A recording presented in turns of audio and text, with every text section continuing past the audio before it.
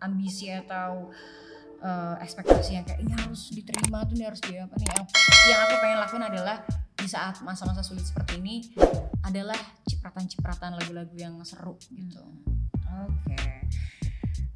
Pemilihan lagu sebagai single Hati-Hati Cinta ini apakah nantinya bisa dibilang kayak menjadi pembuka jalan untuk Citra merilis single di kemudian hari, maksudnya dalam waktu dekat atau mungkin perilisan mini album gitu? Mungkin harus langsung aku jawab ya. Kalau untuk album itu agak susah ya untuk saat ini. Sebelum adanya new normal, musisi itu sudah dihadapkan dengan banyak new normal. Betul. Gitu. Jadi akan banyak sekali yang perlu di-adjust gitu, dari aku, dari musik aku, dari tim manajemen atau label gitu. Kayak kita sadar sekali bahwa sekarang itu banyak sekali musik-musik baru yang dengan konsep yang berbeda-beda, tapi mereka tiba-tiba bisa naik banget gitu. Betul. Dan itu jadi apa ya, jadi pengingat aku bahwa kita untuk ngerilis lagu juga nggak bisa yang kayak asal rilis gitu. Kita harus ada strateginya, harus ada persiapannya gitu. Dan kalau ditanya ini membuka jalan untuk ada project baru lagi, ya kayaknya semua penyanyi berharapnya demikian. Tapi balik lagi, niat awalnya seperti apa tadi? Niat aku cuman pengen kayak udah lama Citra nggak ngerilis lagu, pengen deh rilis lagu yang nggak jauh beda dengan lagu yang selama ini orang kenal dari Citra. Name it gitu, ada lagu Everybody Knew, Pasti Bisa. Betul. Gitu, ada lagu-lagu yang fun, yang easy listening, yang mungkin kalau aku lagi nyanyi off air gitu ya, kayak orang tuh vibe-nya tuh seru gitu. Dan kayaknya itu yang pengen aku itu kayaknya yang pengen aku jadiin musiknya Citra tuh seperti itu. Gitu, karena sebenarnya proses sih Beb, kayak 10 tahun aku pasti mencari-cari lah, kalau aku coba genre ini orang akan dengerin gimana, kalau aku agak keluar dari zona nyaman aku, orang tuh nerimanya gimana. Dan ternyata dari 10 tahun ini aku melihat yang orang inget dan yang orang kayaknya suka banget kalau aku nyanyi yang kayak gini deh. Ini juga yang aku sampaikan ke Bianca Dimas. Dan akhirnya mereka memberikan ornamen-ornamen di lagunya. Terus Dimas bilang kayak, Cit, sekarang kan live music lagi balik ke 90s nih. Lo mau gak kalau ini ada beberapa musik yang gue masukin ala-ala 90s? Iya, betul. Dan akhirnya ada beberapa part di sini yang terdengar sangat berasa banget sih vibes-nya. Aku berasa banget. Vibe-nya vibe 90s gitu. Dan setelah aku dengerin lagi, aku coba kasih ke beberapa musisi gitu, teman-teman musisi aku, dan mereka bilang kayak, Cit, gila sih ini kalau live music udah mulai diedarkan lagi nih, kita dibolehkan untuk nyanyi, kayaknya ini bakal jadi kayak apa ya, kalau orang ngomongnya radioable gitu, dan segala macem lah. Kayak semua orang mungkin akan mudah stuck dengan lagu ini. Tapi apa yang membuat single ini, tadi kan Citra udah sempat bilang bahwa kayak top of mind orang-orang kalau denger Citra Scholastika pasti, kalau nggak Everybody Knew, pasti bisa gitu kan. Tapi apa yang menurut Citra yang membedakan lagu ini dengan lagu-lagu atau single-single kamu yang sebelumnya? Kamu keren banget sih, pertanyaannya beda banget loh. Ih, keren. Demi apa? Iya. Tepuk tangan dulu buat aku. Hebat banget. Soalnya biasanya orang nanya kayak gimana sih biar bisa sama gitu. Kalau ini kan gimana biar beda gitu ya. Iya. Pertanyaannya apa yang membedakan? Sebenarnya dilihat dari liriknya aja. Kalau dulu Everybody Knew gitu ya. Kalau kita ngebedah liriknya, Everybody Knew itu kan kayak aku dihianati, tapi namanya juga ABG ya, kayak lebih childish gitu ya. Iya, lebih childish, lebih kayak kita tunjukin aja ke mantan kita kalau kita nggak apa-apa gitu. Padahal sebenarnya siapa sih orang yang habis putus nggak apa-apa? Bener, gitu kan. bener. Pasti orang kayak untuk itu cuman kayak mau nyakitin aja. Berarti sebenarnya itu ada sisi-sisi childishnya untuk nunjukin kayak kita sok strong gitu. Iya, kayak ditambah lagi ada lagu Pasti Bisa yang lebih sok strong lagi gitu menurut aku ya. Kayak aku dibohongin di Everybody Knew tapi aku pasti bisa. Padahal gitu. itu kan sebenarnya sangat-sangat berusaha untuk bisa. Betul. Gitu. Padahal ya sebenarnya nggak bisa gitu. Cuman ya tergantung bagaimana setiap orang mendengarkan. Jadi penafsirannya pasti beda-beda gitu. Nah, untuk lagu Hati-Hati Cinta ini sebenarnya yang menurut aku unik adalah hati-hati cinta ini ada banyak sekali makna. Hati-hati takut ketipu, sama hati-hati, hey hati-hati Anda memasuki arena cinta lagi nih. Jadi ini sesuatu yang membuat kita untuk berpikir bahwa siapkah kamu jatuh Are you cinta ready for the lagi, game gitu ya. Dan siapkah Anda patah hati lagi gitu. Karena berani jatuh cinta harus berani patah hati lagi. Betul. Gitu. Dan apakah orang ini benar-benar worth the pain gitu. Jadi itu sih yang membuat hati-hati ini banyak makna. Untuk kenapa, apakah hati-hati ini cuman karena takut ditipu, kayak di liriknya, apakah ini hanya sementara atau ini bisa membawa ke selamanya. Gitu. Nah, jadi sebenarnya kedewasaan itu terbaca dari lirik gitu. Kalau misalnya orang benar-benar kayak pengen banget ngebedah liriknya gitu, kayak perubahan dari yang childish terus lebih mature itu tadi. Dan sebenarnya dari ornamen-ornamen yang ada di musiknya gitu jelas beda banget. Kalau dulu mungkin konotasi orang ngomong Jay-Z itu cuman karena mereka dengar timbre vokal aku gitu. Kayaknya Citra ini Jay-Z, padahal kalau diomongin Everybody ini bukan lagu jazz. Pasti bisa bukan lagu jazz. Dan banyak lagu-lagu aku juga sebenarnya nggak jazz gitu, cuman karena mungkin suara aku ini cocok untuk nyanyi lagu jazz, jadi orang ngedengernya kayak Jay-Z banget gitu. Nah, kalau dulu apa aja deh yang penting orang dengernya Jay-Z. Nah, kalau untuk lagu Hati-Hati Cinta ini aku lebih mementingkan kayak orang yang paham musik pun benar-benar tahu bahwa di sini ada banyak sekali musik yang diambil, terus banyak sekali, kalau tadi kamu bilang vibe 90s yang ada, berarti benar-benar dipikirin banget suasana-suasana apa nih yang bisa membuat lagu presisinya tepat ya pada saat membuat lagu ini, intinya gitu ya. Oke. Tapi tadi sebelum kita mulai take podcast ini dan YouTube ini, aku tuh sempat ngobrol juga sama Citra gitu. Aku bilang kayak gimana sih Cit caranya jadi penyanyi yang dia nyanyi lagu apapun image-nya Citra tuh nggak hilang. Maksudnya gini, kita tahu kayak kalau lagu Everybody Knew, tadi kan Citra udah sempat mention juga Everybody Knew, Pasti Bisa, terus ada salah satu lagu favorit aku juga You Don't Have To Go, termasuk juga lagu-lagu rohani gitu ya. Itu kan sebenarnya adalah dibalut dengan genre musik yang beda-beda gitu, tapi image-nya Citra tuh nggak hilang gitu. Formula seorang Citra sebagai penyanyi itu apa sih? Ini image brand atau vokal? Dua-duanya atau mungkin image vokal deh. Vokal deh. Karena kalau image brand pasti akan beda banget lah ya. Orang pertama kali ngeliat aku di layar kaca gitu sama yang sekarang mungkin wow banget gitu ya. Kayak aku pernah dulu warna-warni rambutnya, dengan style yang pernah aneh-aneh gitu ya. Kalau itu sih aku ngeliatnya dari proses pencarian jati diri aku juga. Kayak aku pengen mencoba segala macam karena yang penting aku udah pernah coba gitu. Nah, kalau untuk vokal itu kayaknya yang paling kelihatannya stable ya. Karena bedanya aku kayaknya menganalisa ini, menilai bagaimana aku dengan beberapa penyanyi lain gitu. Kalau aku mencoba untuk menganalisa itu, kalau penyanyi lain dia latihan musik sampai akhirnya dia tahu dia mau jadi penyanyi seperti apa. Kalau aku cuma nyanyi aja. Nyanyi aja, aku dengar lagu apa, mau lagu dangdut, mau lagu Melayu, mau lagu pop gitu, atau mau lagu jazz gitu. Ya aku akan menyanyikan lagu yang aku suka gitu. Bukan apa yang kayak secara teknik itu gimana gitu. Dan nah akhirnya aku masuk ke sebuah ajang pencarian bakat. Disitulah aku dikenalkan dengan kamu tahu nggak kalau kamu tuh cocok loh nyanyi lagu jazz. Kayaknya kamu tuh cocok nyanyi lagu yang mereka memberikan beberapa influence untuk aku dengarkan gitu. Dari situ aku baru tahu bahwa aku akan coba latihan. Jadi aku nyanyi dulu dan aku udah tahu dulu nyamannya aku nyanyi, baru aku diarahkan secara tekniknya bahwa nyanyi unik aja nggak cukup, Cit. Kamu harus tahu at least kamu tahu tuh yang namanya cara nyanyi yang benar, cara kamu untuk latihan sebelum nyanyi itu kamu harus ada. Kalau dulu aku nyanyi aja, nggak ada tuh yang namanya latihan yang halalalalalalalalala, nggak ada. Kayak nggak ada apa itu vocalizing, nggak tahu aku ya itu. Kan? Jadi harus suruh nyanyi nggak sih kamu gitu ya? Karena aku juga kayak gitu dulu pas aku dulu padus kan kayak aduh nggak bisa lagi. Nah aku tuh bahkan nggak pernah mau les vokal karena aku ngerasa kenapa ya guru vokal itu dulu ya ini stigma aku tuh kayak kenapa sih guru vokal itu memaksakan aku untuk harus nyanyi itu yang tinggi atau rendah atau aku tuh dikotak-kotakan untuk menyanyi. Ruang resonansinya harus diisi ya Allah ya kan.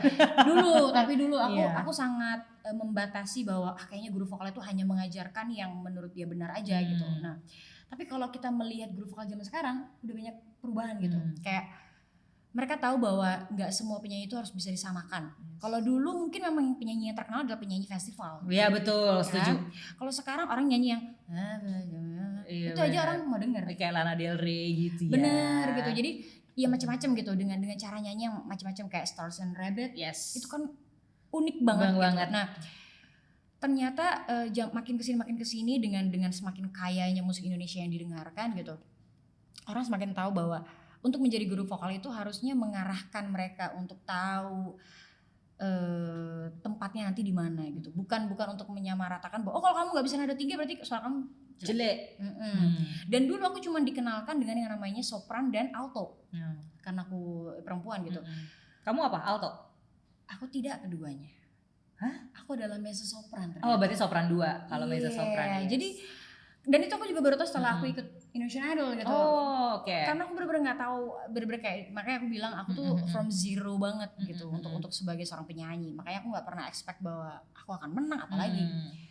Itulah yang akhirnya membuat aku jadi tahu bahwa ternyata untuk mencari ciri khas atau karakter atau apa yang membedakan Citra dengan yang lain ya kayaknya karena aku nyanyi apa yang nyaman aja di timbre vokal aku gitu. Kayak kalau aku ngerasa itu ketinggian aku minta turun gitu. Jadi aku nggak kayak nggak mau yang repot-repot gitu ya. Aku nggak mau kayak apa ya berusaha untuk kira-kira tuh yang tren tuh gimana atau yang itu gimana dulu awal-awalnya kayak gitu. Bahkan setiap tahun pasti ada yang berubah, kayak mungkin tahun 2010 itu yang terkenal adalah Melayu. Iya benar. Terus mungkin pernah tahun banget 2013 itu yang terkenal adalah girl band. Yes. Kayak semua orang mencoba untuk jadi girl band. Terus akhirnya ada lagi masa di mana semua orang itu dengerinnya EDM. Semua orang coba EDM. Ada lagi masa di mana kalau kayak sekarang ini indie lagi naik-naiknya banget. Indie adalah dewa kalau sekarang. Itu dia. Betul. Jadi kalau aku berusaha untuk ngikutin terus, rasanya lama-lama aku jadi nggak punya identitas gitu. Jadi tapi kayaknya itu udah jadi udah jadi kayak sifat sih. Maksudnya terlepas dari nyanyi gitu, musik gitu. Orang udah pindah gadget ke dulu BlackBerry gitu. Kalau aku ngerasa HP ku belum bermasalah ya masih aja Nokia gitu. Iya betul. Terus tiba-tiba semua orang pakai iPhone. Ya kalau memang BB aku masih baik-baik aja, ya ngapain gue ganti gitu. Nah, tapi ternyata ada juga sisi jeleknya. Kayak aku baru menemukan sebuah statement bahwa orang atau manusia yang berhasil adalah manusia yang bisa beradaptasi. Betul.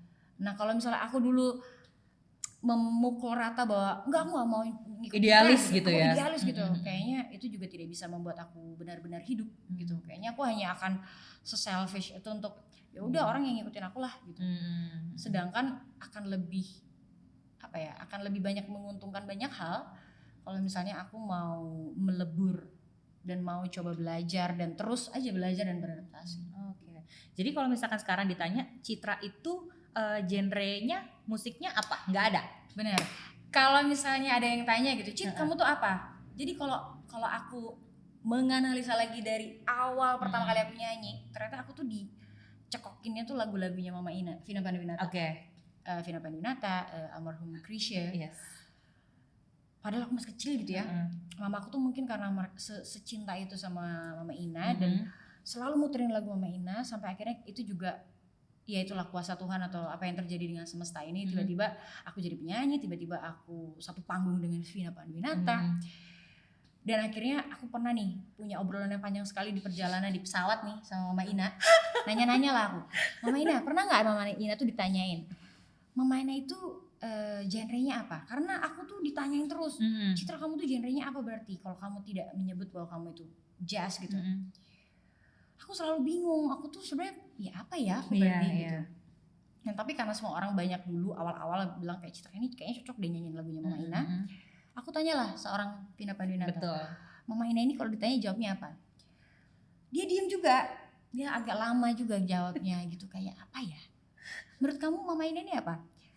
Ya kalau tahu kan aku nggak juga gitu. Aku bilang aja kita ketawa ngakak-ngakak gitu ya di pesawat. Akhirnya kita memutuskan bahwa kalau ada yang tanya nih kita sepakat ya. Yeah. Kita sepakat nih Cit. Kalau ada yang tanya jawabnya pop progresif. Oke. Jadi kalau ada yang nanya Citra kamu tuh apa sih genrenya? aku jawabnya kayak Mama Ina deh gitu, pop progresif. Jadi kadang pop, kadang kedengerannya kok kayak agak-agak Melayu, kadang kok dengernya agak-agak jazz gitu. Kadang-kadang musiknya bisa tiba-tiba agak-agak R&B gitu. Nah, keagak-agakan itu masuk progresif. Oke.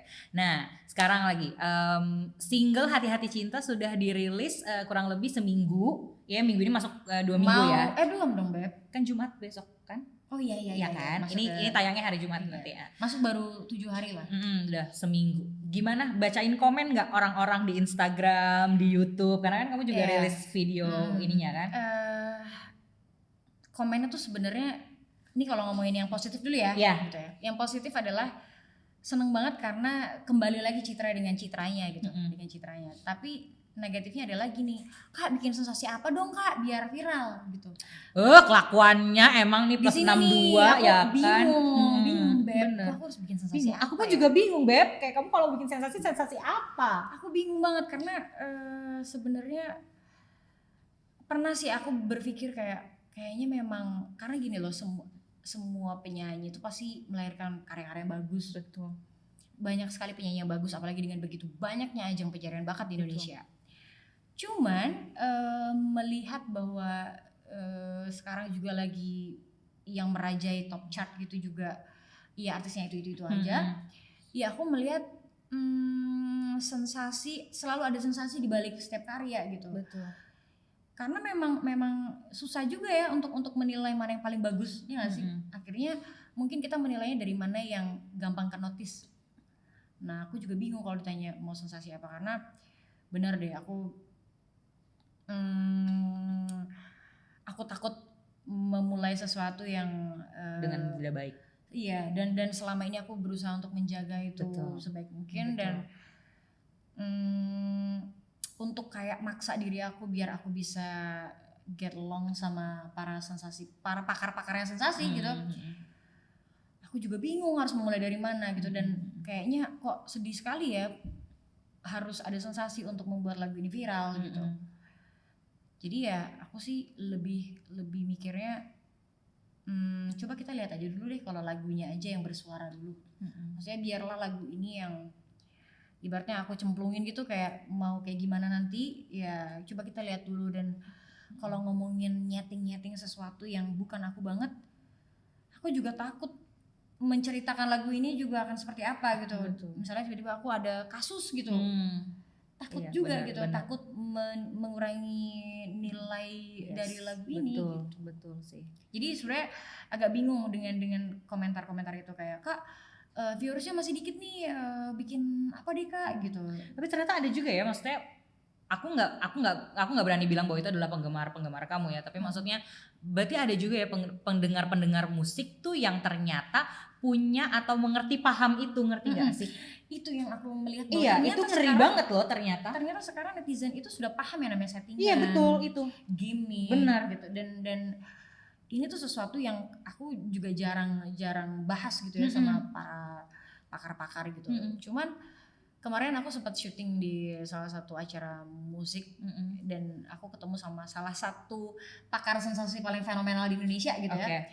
Salah satu public figure yang dia selalu punya tempat di penasaran siapa, pikir aja sendiri.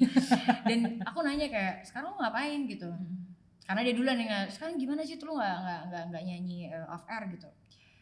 Ya ginilah keadaannya kayak gini, dan terus lo gimana gitu dengan kasus seperti ini gitu, dengan keadaan seperti ini. Kalau gue mah apa aja deh, yang penting diomongin terus. Oh jadi media darling ya. Jadi menurut aku kayak wow, berarti tapi tanpa mengecilkan mereka ya, menurut aku pakar sensasi itu hebat banget loh, mereka bisa menjaga eksistensi itu. Maksudnya berarti kan apa aja dilakukan gitu. Betul. Dan mereka harus selalu kreatif untuk habis ini apa lagi ya, habis ini gue harus ngincer siapa lagi ya gitu. Dan ya menurut aku despite all the drama gitu, kayak mereka pintar sih. Iya. Tapi karena ngomongin soal sensasi, pandangan Citra soal musisi atau artis yang memanfaatkan sensasi supaya misalnya karyanya jadi diomongin orang tuh gimana Cit? Menurut pandangan kamu pribadi soal itu? Soal pribadi ya, menurut aku itu sebuah pilihan sih. Maksudnya bagaimana mereka mau berkarya, bagaimana mereka mau diingat. Menurut aku itu sebuah pilihan, dan sejauh ini dan selama 10 tahun ini kalau orang nanya pilihan aku, ya aku nggak pernah memilih untuk itu gitu. Dan aku masih bertahan dengan pilihan itu, dan itu yang membuat aku juga kayak balik lagi sih kayak tadi Beb, kayak aku kayaknya agak susah untuk ngikutin apa yang tren gitu. Dan aku juga kadang-kadang suka ngerasa kayak, tapi ya tren gak long last juga sih Beb. ya tapi kan di situ kita dituntut untuk kreatif tadi kan. Memang sih betul, tapi ya nggak tahu ya, somehow kayak daripada jadi one hit wonder kan kayak. Iya, ya tapi ada juga yang menganggap bahwa aku juga salah satu penyanyi yang one hit gitu, dan ya aku sih melihatnya iya mungkin karena aku juga kurang cepat untuk mengikuti apa yang tren pada waktu itu. Jadi aku kayak ya udah aku terlena aja dengan apa yang ada, dan akhirnya orang cuma menganggap aku dengan segelintir lagu gitu. Padahal ada beberapa karya yang sebenarnya sudah diusahakan, tapi mungkin memang karena tidak diiringi dengan sensasi, itu kurang gaspol gitu kayaknya. Agak mengecewakan ya, karena jujur gini, aku tuh bukan wartawan musik ya gitu, aku kan cuma wartawan lifestyle gitu. Tapi itu cukup mengecewakan sih, bahwa kayak banyak banget karya-karya bagus tuh jadi tidak punya tempat di telinga pendengar hanya karena tidak ada sensasi gitu. Itu sebenarnya jadi miris juga sih. Maksudnya aku sebagai nggak cuma sebagai jurnalis ya, tapi sebagai manusia tuh kayak gila sih, masa lo mau terkenal aja harus ada gimmick dulu gitu, kayaknya agak. Ya itulah mungkin karena terlalu banyak yang rilis gitu mungkin lagu ya. Tapi untuk bisa bikin orang notice ya harus ada sesuatu yang bikin orang noleh kan. Kayak maksudnya harus ada sesuatu yang kayak ya di situ pilihannya mau mau dilihat dari baiknya atau sensasi buruknya gitu. Itu yang, dan kalau misalnya kita ngomongin awards musik di Indonesia gitu ya, itu lebih gila lebih gokil lagi. Kayak siapa yang ibaratnya Citra nih, Citra kan artisnya ini nih, berarti pasti menang nih gitu, dan segala macam itu. Dan tapi aku harus bilang benar sih Beb gitu, kayak kita pasti punya punya beberapa tempat sendiri gitu, punya tim hore gitu ya kasarnya. Karena memang kita punya privilege sendiri gitu dengan kita adalah artisnya rumah ini gitu. Jadi kadang kasihan juga sama mereka yang bener-bener musiknya bagus banget tapi mereka nggak terdengar karena mereka tidak masuk dalam sebuah rumah ini. Tapi balik lagi nggak ada formulanya, karena aku juga sekalipun di rumah itu juga nggak selalu acara-acara besar mereka pakai aku gitu. Jadi nggak tahu deh, depends apa gitu. Oke, nah sekarang kita beralih sedikit dari hati-hati cinta, kita mau coba ngomongin yang lain, karena tadi sebelum kita tag juga kita sempat ngobrol kalau Citra tuh tahun ini gagal jalan-jalan guys ya, sama lah kayak kita gini ya kan, stres gitu nggak bisa pergi-pergi. Apalagi lifestyle ya. Bukan lagi. Seberapa kangen kamu sama Jogja, Cit? Gimana ya, kalau Jogja itu tuh sebenarnya tempat dimana aku butuh masa tenang sih. Kalau misalnya aku lagi merasa kayak Jakarta lagi terlalu heavy gaduh gitu banget gitu ya, kayaknya aku butuh untuk ke Jogja dulu, terus kayak ketemu sama teman-teman yang hidupnya tuh nggak ngejar target gitu, nggak kayak kalau di Jakarta kan aku ngeliat teman-teman aku tuh berusaha untuk kayak habis ini apa lagi ya, karena kita kayak selalu compete one another gitu loh, padahal sebenarnya ya harusnya kita support one another gitu. Cuman iya balik lagi kayaknya kondisi atau memang situasinya memang membuat kita punya gaya hidup untuk terus apalagi kejar apalagi. Dan kalau di Jogja tuh banyak hal yang kayak ya udahlah, ya ada adanya ini gitu. Dan kalau ditanya seberapa kangen, ya kangen banget dengan keadaan tenangnya itu sih, karena jujur kondisi saat ini tuh bikin pikiran dan perasaan itu kayak gimana ya gitu. Oke. Di rumah terus berarti udah berapa lama ya? 4 bulan ya, jalan 4 bulan ya, almost ya. 5 months. Hampir 5 bulan ya, hampir 5 bulan. Me time ala Citra Scholastika apa sih? Menemukan cara baru nggak? Um, Atau masih sama aja kayak yang sebelum-sebelumnya? Me time sebenarnya dulu aku menganggap bahwa liburan itu adalah me time aku. Sama Tapi dong. karena iyalah ya kayak semua orang ya. Cuman maaf. tapi ada juga yang kayak me time adalah baca buku Yes. atau baca atau nonton film. Nah, me time-nya aku adalah nonton film untuk saat ini. Itu kayak cara aku menemukan, dan aku biasanya nyarinya film-film yang inspiratif, film-film yang on true story gitu. Terus atau komedi gitu. Kalau aku cari film-film komedi itu kayak aduh, atau aku cari film yang bener-bener stres banget biar Sekalian, aku tahu kayak Money Heist gitu ya. iya Money Heist atau film-film yang pokoknya yang mencari-cari kesulitan-kesulitan gitu ya, biar aku tahu bahwa hidupku tidak sesulit itu. Oh, berarti Citra harus nonton Unsolved Mystery ya, Mon? Oh wow. Iya, ada di Netflix, ada nanti aku ceritain ya. Jadi gitu aku cari-cari me time aku adalah di film gitu. Selain itu ya paling biar aku benar-benar fokus atau aku ada masa-masa healing dalam setiap harinya, biasanya aku doa aja sih. Oke. Seru banget deh ngobrol-ngobrol sama Citra hari ini. Tapi by the way sebelum kita tutup obrolan, Citra tuh punya cerita lucu soal tadi karena kamu mention Mama Ina, aku pengen kamu ceritain soal Mama Ina yang boleh, itu loh, apa tuh? yang dia pikir suara kamu adalah suara dia. Oh iya. Sumpah ini lucu banget guys. Ya kita mau mulai dari mana nih? Dari jadi Mama Ina tuh kayaknya ya aku juga nggak tahu ya Mama Ina bisa berpikir gitu. Jadi pertama kali aku ketemu sama Mama Ina itu tiba-tiba dia datang jadi kita nyanyi di salah satu ulang tahun TV station. Terus tiba-tiba adalah seseorang ini ngetuk pintu aku, terus pas aku buka, wah, aku kayak ini beneran gak sih gitu. Dan mamaku udah histeris duluan karena mamaku udah di ruangan aku, terus udah kayak jadi kayak Mama Ina gitu. Aku bilang kayak Mama Ina mamanya mama. Akrab banget, sahabat tuh ya, kayak sohib banget nih gitu. Terus dan Mama Ina juga sangat humble itu, dan dia langsung meluk mama aku gitu. Jadi aku yang kayak juga masih terpaku itu. Aku kayak cuman ini beneran gak sih gitu. Dan karena ini legend yang masuk ruangan aku, kecuali aku yang ngantri gitu ya, mau ke ruangannya dia. Sudah bilang gini, Citra, tadi tuh Mama Ina mau cerita gitu.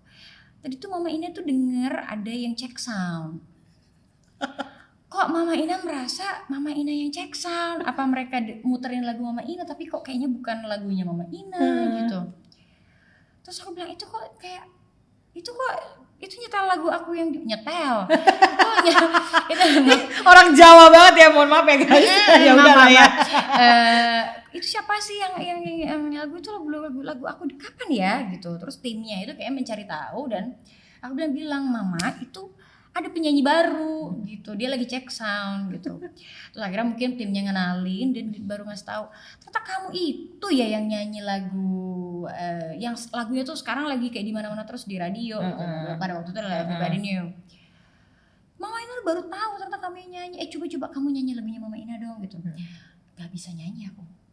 Ya karena itu juga kayak kaget dong. Tiba-tiba ada orang tahu gitu lagu ya, tahu aku terus menyebutkan nama aku, terus tiba-tiba dia minta aku nyanyi, nggak keluar nih suara. Kita masih kayak masih benar-benar kuncup banget nih kayak coba kamu tahu nggak ya lagu Mama Ina yang ini, ntar mama googlingin liriknya. Rasanya tuh kalau mungkin aku dikasih waktu sejam buat nanti kamu akan ketemu sama Vina Panduwinata, kamu harus prepare gitu ya. Mungkin aku langsung bilang kalau semacam kayak kalau kita mau ketemu presiden, prepare mau ketemu presiden. Kayaknya nggak ada gitu lagu yang aku nggak hafal. Benar. Jadi aku bilang sama Mama Ina, aduh yang mana ya, rasanya aku menyesal banget menyebutkan kalimat itu karena sebenarnya aku hafal banget lagu-lagu dia, cuman karena aku nervous dan aku dingin banget, karena aku dingin banget nih menceritakannya aja aku dingin banget. Bener, tangannya dingin banget. Aku bilang sama Mama Ina kayak aduh Mama Ina mau aku nyanyi lagu apa gitu. Iya banyak apa, Mama dia nanya mamaku, Mama ini Citra kira-kira tahu lagu apa? Banyak Mama Ina, dan aku nggak ngerti mamaku tiba-tiba kayak seakrab itu. Bingung banget. Tapi ya udah di situ akhirnya Mama Ina mencoba nyanyiin, jadi aku juga ngerasa kayak yaudah aku nyanyi juga. Jadi kita jadi nyanyi gitu di ruangan aku.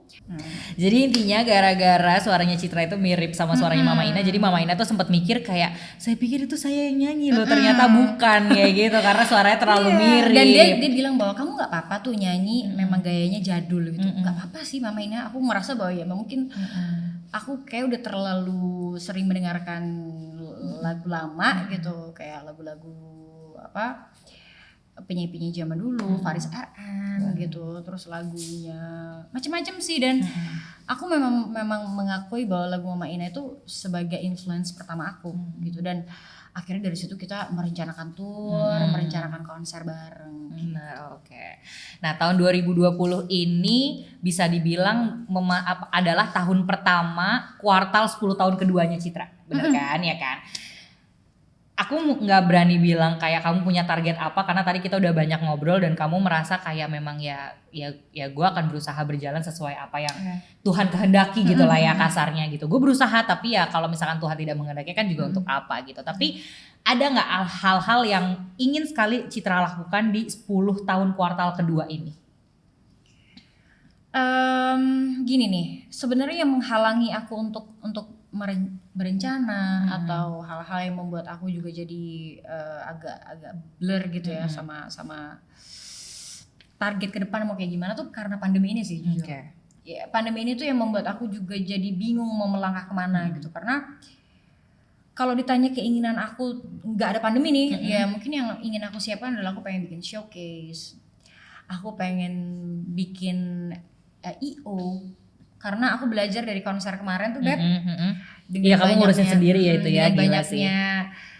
Hal-hal yang ternyata aku nggak tahu, akhirnya aku jadi menemukan sesuatu yang baru. Aku ketemu sama apa namanya orang-orang di balik event dan kayak coba kita bikin I.O. karena sebelum pandemi ini aku hampir banget menggelar sebuah konser yang berkolaborasi dengan pemerintah juga untuk bikin konser Paskah nasional. Yang kita merencanakannya mau mengundang paus, kita mau mengundang apa namanya, kita mau bikin kalau selama ini pemerintah mungkin fokusnya ke acara Natal. Betul. Nah tapi kita pengen menyampaikan kalau dari sisi Kristiani Paskah itu sebenarnya harusnya dirayakannya lebih daripada Natal. Betul. Cuma semacam kalau kayak di Islam tuh Lebaran Idul Adha itu sebetulnya seharusnya dirayakan lebih besar dibandingkan Idul Fitri sebenarnya. Gitu sebetulnya esensinya kayak gitu. Iya. Nah dan aku kaget juga bahwa pemerintah nasional bahkan presiden itu melihat ini sesuatu yang perlu digarap dengan serius gitu. Dan kayak aku bikin konser aku tuh itu kan kendalanya di budget ya. Tapi kalau di konser ini tuh aku kayak kamu tulis aja berapa yang dibutuhkan, kamu kreasikan sekreatif mungkin.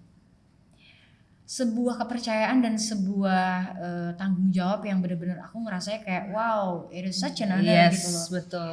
Dan berharap banget ini jadi gitu. Betul. And it's a big thing juga untuk karir kamu kan. Dan ini sebuah kayak ibaratnya gini, it's a bonus gitu setelah aku menggarap sesuatu yang kayaknya berdarah-darah, tiba-tiba aku dikasih sesuatu yang kayak oh ini maksudnya Tuhan kemarin. Oh ini tuh Candyland tuh rasanya ini. Oh gini. Ternyata aku tuh kemarin harus ngelewatin A-I-U-E-O tuh karena aku harus ketemu berkat gitu, sebanyak ini gitu. Dan tiba-tiba ada pandemi itu rasanya kayak terenggut gitu loh. Dan itulah yang bahkan aku sempat hampir jadi konsernya itu collab sama Rans Festival. Jadi kemarin aku sempat ketemu sama Raffi juga kayak sayang banget ya kita nggak jadi bareng nih gitu. Dan ya itu sih maksudnya pandemi ini sesuatu yang benar-benar menggoyangkan banyak hal yang aku yakini sebelumnya. Jadi aku nggak tahu sih 10 tahun ke depan, cuman ingin sekali berkarya di balik layar sih. Gitu maksudnya aku suka banget tampil di panggung, tapi ternyata menyenangkan juga ya menjadi orang-orang di balik layar. Betul. Gitu. Jadi itu yang itu sebuah yang tiba-tiba tuh ada sebuah keinginan untuk pengen deh untuk seriusin ini. Cuman karena ini masih belum pasti, jadi aku lagi berpikir cara apa ya yang bisa menyiasati itu. Nah, terlepas dari itu juga aku pengen punya investasi beberapa hal baru sih untuk tetap untuk aku mikir kayak ternyata kalau dulu kaya itu pilihan, kalau sekarang kaya tuh kayak harus deh. Bener. Karena kaget banget kemarin. Benar. Iya, sekarang kalau ditanya aku hidup dari mana? Hidup dari tabungan. Betul. Karena nggak pernah ada yang tahu bahwa akan ada sebuah pandemi dan Ya itu tadi kalau dulu orang mikir kayak iya kalau kaya ya boleh ya bersyukur gitu, tapi kalau enggak ya enggak apa-apa Tuhan gitu ya. Kalau sekarang aku mikir kayak enggak harus gitu wajib ya, benar gitu, wajib, benar. Jadi itu memacu aku juga untuk nggak terlena, nggak gampang puas, nggak yang kayak meremehkan rezeki sekecil apapun. Ya sebenarnya kalau mau dilihat dari sisi positifnya banyak sekali yang bisa kita ambil ya hikmah dari pandemi ini. Oke.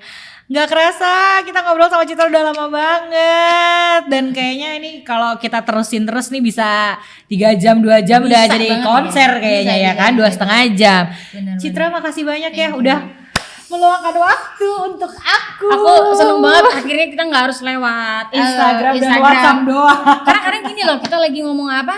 Sorry, gimana? Iya kayak putus. Sinyal. Gitu. Aduh. Jadi makanya kemarin pas WhatsApp aku kayak nggak apa-apa loh kalau mau lihat Zoom aku gitu bilang. ya. Cuma aku bilang boleh nggak ketemu langsung aja kayak kangen kayak ngerasa punya temen gitu.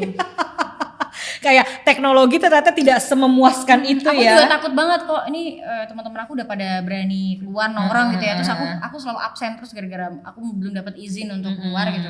Takut lama-lama aku dikeluarin dari grup. But anyway sebelum kita closing boleh kali Cit nyanyiin ref sekalian promosiin hati-hati cinta ke semua yang dengerin. Tiba-tiba dia bawa bahagia, lama tak terasa bisa begini. Bisa juga dia bawa bahaya jika hanya sementara. Hati-hati cinta. Yeay Citra Scholastika. Thank you for having me. Yeay, terima kasih banyak buat semua yang udah nonton dan udah dengerin. Jangan lupa untuk terus dengerin podcastnya glitsmedia.co. Sampai ketemu di konten berikutnya. Dadah.